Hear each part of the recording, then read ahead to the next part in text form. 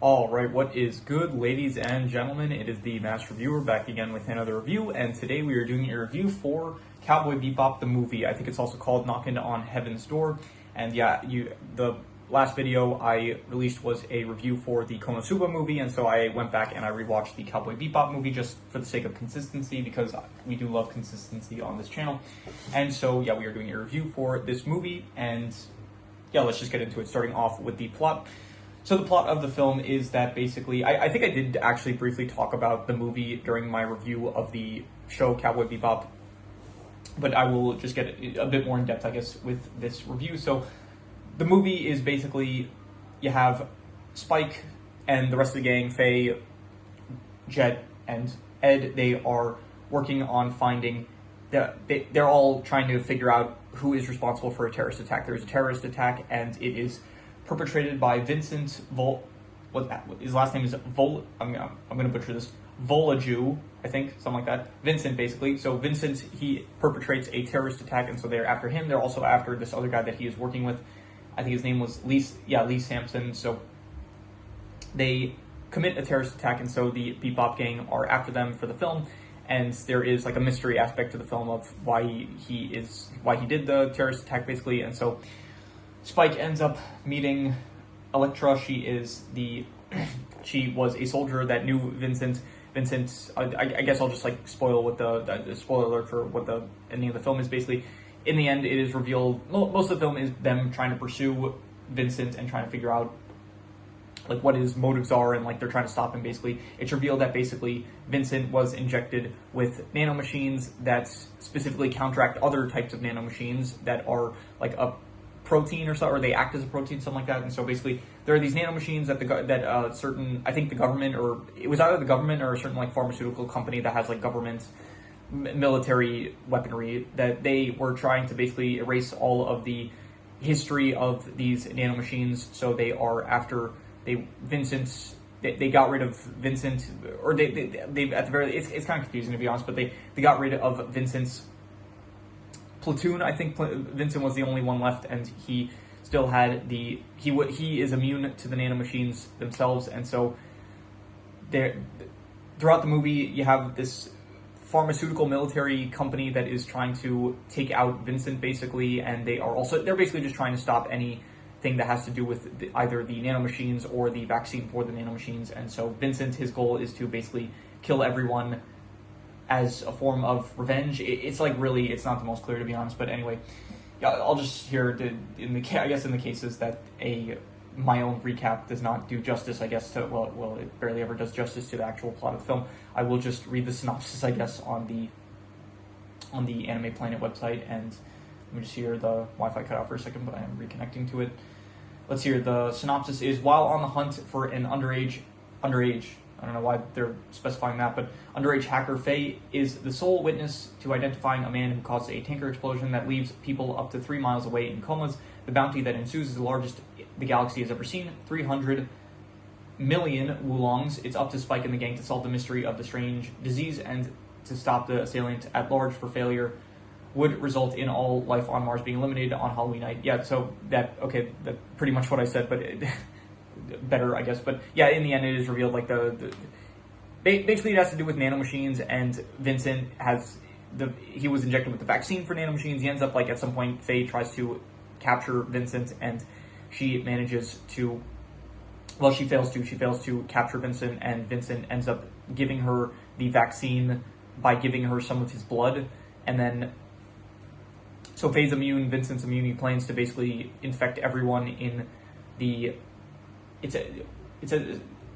all life on Mars. So basically he's trying to infect everyone in the planet with these nanomachines to kill them all for some reason. Honestly, it's not really fully explained why, but yeah, overall, I'm just going to give the plot, I would say, probably a 3 out of 5. I'll say it's all right. Honestly, lately, ever since I've been doing these ratings of 1 through 5 for the plot, a lot of the ratings have just been ending up coming out to be 3s, because yeah, most plots, they will probably end up being either a 3 or a 4. Either I liked it or just all right. I don't think there's going to be too many cases where it's going to be like a 1 where I hated it, or like there will probably be some cases where I get also 2s and 5s that I loved it, or I just didn't really like it that much. So with this plot, it was all right. It was fine, I guess. And yeah, so in terms of characters, there's not really too many characters for this movie. There is the main Cowboy Bebop crew, which they're all great as usual. Edward, Faye, Jet, and Spike, I like them all. Vincent, he's all right. I don't really care for him too much. He's just kind of... He's cool in the action sequences, I guess, but besides that, he is not really one of my favorite characters. I think that's... You know, he has a cool design. He reminds me of, like, Zangetsu from Bleach, but... Yeah, all right. I think I spoke about him in the character ranking I did for Cowboy Bebop. All of these characters I probably mentioned during the character ranking. You can check that out if you're interested. Elektra, she was fine as well, being just this person that knew Vincent from his past, and she is trying to help him throughout the film, kind of. Rashid, he is the guy that ends up... I think he was the one that made the nanomachines, and he kind of helped Spike in, like, 2 separate instances in the film by giving him information about the nanomachines that he is pursuing in order to capture Vincent, basically. Bob, he is the police officer that gives Jet information. He was fine in the one scene that he was in.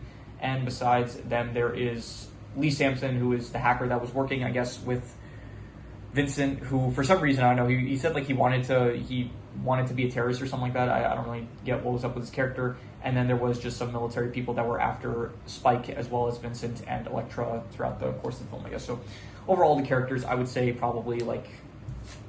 I guess the 6.5, they're good, but it's just, like, really the main cast I really like, because it is a good main cast. Like, the primary Bebop crew, I think they're probably the best characters. Everyone else is, like, not as noteworthy, I'd say. So, yeah, in terms of these settings, all of it takes place on Mars, and it is a very nice setting. It does feel very culturally rich, Mars, and I thought that, yeah, it looked nice. Definitely there was, like, some different areas that very much was inspired by different cultures of, like, New York, the Middle East, probably some areas there, some more areas that I don't know. There was a lot of different settings, and I thought that they were all, I would say, pretty good. I would say 7 out of 10 for the settings I'll go with. And yeah, in terms of the art style, it is basically the same Cowboy Bebop art style that the regular show has, and I would say that the art style, it is pretty good. I'll say 7 out of 10. It's very 1990s, very retro kind of feeling, and so I'll go 7 out of 10 for the art style. I thought it's a pretty good art style, and yeah.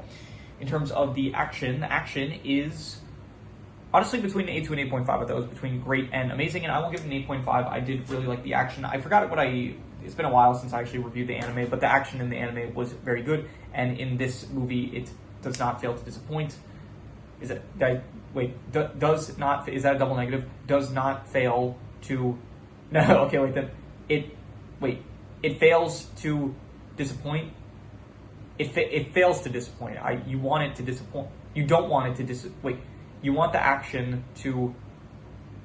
You want the action to not disappoint, and the action fails to... I'm spending too much time on this. The action is good. The action, I liked it, and so I would give it amazing. The fight scene between Spike and Elektra, I thought was very cool, with the broom and stuff, as well as the final fight between Vincent and Spike was also cool. All that stuff I liked. The stuff with the spaceship and stuff, like the spaceship battles, I never really cared for those as much, but yeah. So, but all the hand-to-hand fight scenes, which honestly there weren't that many. There was also the fight scene on the train. I thought that was a cool fight scene. So yeah, all the fight scenes I'll give 8.5. I would say amazing. In terms of the mystery aspects, I will go 5.5. Honestly, this is the third rewatch for me of this film, so at this point, yeah, the mystery is not really a surprise to me at this point. Like I know what's going to happen because this is like my third rewatch of the film, so it's like I'll give the mystery a 5.5. It's like decent, but not really anything too great, and for me specifically, I guess it was kind of undercut by the fact that I already knew what was going to happen. In terms of the worst thing, I'll say the worst thing is probably the runtime. I do think that this film could have benefited from being like maybe 20 or so minutes shorter. Like I think Konosuba had a good runtime for its film, where it was like an hour and a half. And I think if you're for anime movies specifically, like unless the film is like really really good, I don't know, just hour 30 feels good for an anime movie. When you start getting into like the 2-hour territory, which this film gets into, it just feels like it goes on a bit too long. So I would say that this could have maybe benefited from like trimming out a bit of some stuff that didn't matter as much. So yeah, I'm gonna go with I'll say the runtime, it was like between a 4.5 to a 5, like between not good or bad, more so leaning on the bad side. And I'm going to be harsh, I'm just going to say it was not good, I'd say 4.5. In terms of the best thing, I think that the best thing was probably, I'll just reuse the action, I'll say 8.5. I did really like the action, it was very good in this film. Amazing, I would say 8.5, and so yeah. any extra notes I have, the music, there is some good music in this movie, definitely some bangers in here. You don't have Tank, sadly, and I don't think you have Rush either, or some other tracks from the actual original anime, but there are still, so I mean, I'm sure they probably reused some songs from the soundtrack, but yeah, the music that they used, I did like. I thought that it was good, as usual, for this universe, I guess. Definitely some nice tracks in here. And yeah, besides that, that is all the extra notes. So I am going to do the calculations. So King Crimson. All right, so it ends up coming out to about a 6.5. And honestly, I'd probably give it a bit lower than that. I think I'd just give it like about a 6 out of 10. I would say it's above average, but it's not really any better than that, in my opinion. I kind of just preferred the actual show itself. I thought the show itself was probably more enjoyable than the movie, but it is definitely just like another kind of story from this universe, I would say. And the dogs are starting to bark now, so I'm going to wrap this up. So yeah, that is pretty much all. Yeah, so I give it a 6 out of 10, above average, I'd say. And yeah, so that is pretty much all there is to it. So if you have any recommendations, any shows, movies, video game stories, anime, manga, web series, anything that you want me to review, leave it in the comments and I will maybe possibly check it out. With that said, that is pretty much all there is to it. So let's leave it at that.